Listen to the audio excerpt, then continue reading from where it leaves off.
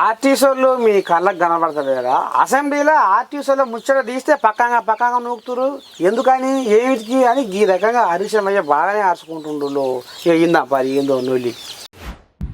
అంది పొందని జీతాలతోటి సంసారము సక్కాదిద్ది, అంది పొందని జీతాలతోటి సంసారము సక్కాదిద్ది, ఎట్లా మేము ఏగేది భగవంతుడా,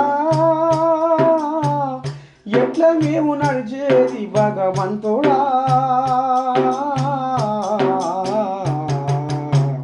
ప్రభుత్వ ఉద్యోగులుగా ఎన్నడూ గుర్తిస్తారు, ప్రభుత్వ ఉద్యోగులుగా ఎన్నడూ గుర్తిస్తారు.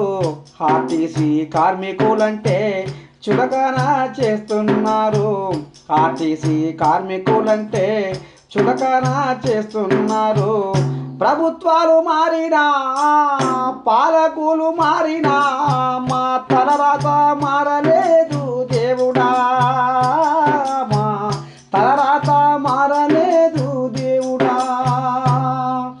ఇక ఈ రకంగా బస్సులల్లో కండక్టరు డ్రైవరు ఈ రకంగా పాటలు పాడుకునే కాలం వచ్చింది ఆడనులా.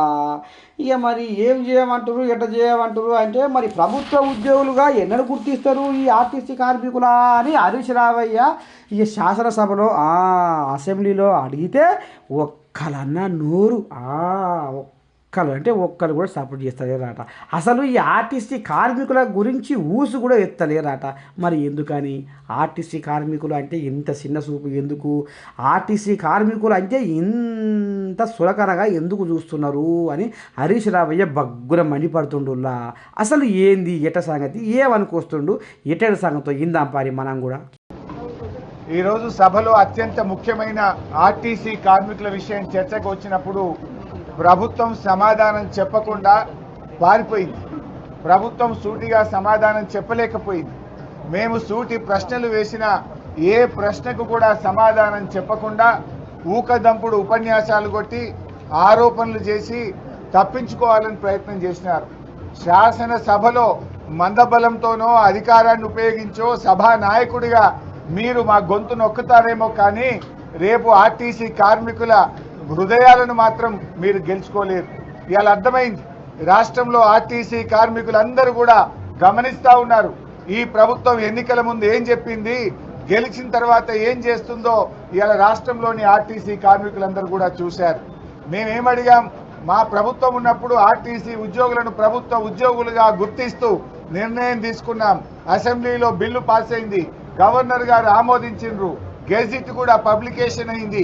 ఏ డేట్ నుంచి వాళ్ళని తీసుకుంటారంటే దానికి సమాధానం చెప్పలేదు. 8 నెలలైంది మీ ప్రభుత్వం వచ్చి, 8 నెలలైనా గుర్తించలేదు. ఎప్పటి నుంచి వాళ్ళని ప్రభుత్వ ఉద్యోగులుగా గుర్తిస్తారంటే సమాధానం చెప్పకుండా దాటేశారు. యూనియన్ పునరుద్ధరణ గురించి అడిగితే సమాధానం చెప్పలేదు.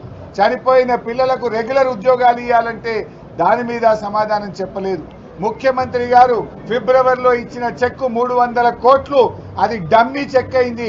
ఆ డబ్బులు పాస్ కాలేదు. దాని సంగతి ఏంటంటే సమాధానం చెప్పలేదు. మహాలక్ష్మి ఉచిత బస్సు పథకానికి డబ్బులు ఇవ్వడం లేదు. మీరు ఏప్రిల్ మే 2 నెలల్లో 1 రూపాయి కూడా ఇవ్వలేదు. ఎందుకు ఇవ్వలేదు, ఎప్పుడు ఇస్తారు అంటే దానికి సమాధానం చెప్పలేదు. ఏ ప్రశ్నకు కూడా సమాధానం చెప్పకుండా బుల్డోజ్ చేసే ప్రయత్నం చేసినారు. అంతేకాకుండా నేను యూనియన్ అధ్యక్షుడిగా ఉన్నానని ముఖ్యమంత్రి గారు మాట్లాడారు. ఆ ముఖ్యమంత్రి గారికి ఎవరు చెప్తారో ఏమో కానీ అన్ని సగం హాఫ్ నాలెడ్జ్తో మాట్లాడుతున్నారు. ఎందుకంటే నేను మంత్రి అయిన వెంటనే కొద్ది రోజుల తర్వాత నేను యూనియన్ అధ్యక్షుడిగా రాజీనామా చేసిన ఆర్టీసీకి. నేను యూనియన్ అధ్యక్షుడిగా లేను. కానీ ఆయన ఏదో ఒకటి చేసి సభను తప్పుదో పట్టించాలని, సభలో చర్చ జరగకుండా చేసి మాకు ప్రొటెస్ట్కు కూడా అవకాశం ఇవ్వకుండా ఇలా సభ వాయిదా వేసుకొని పోయింది.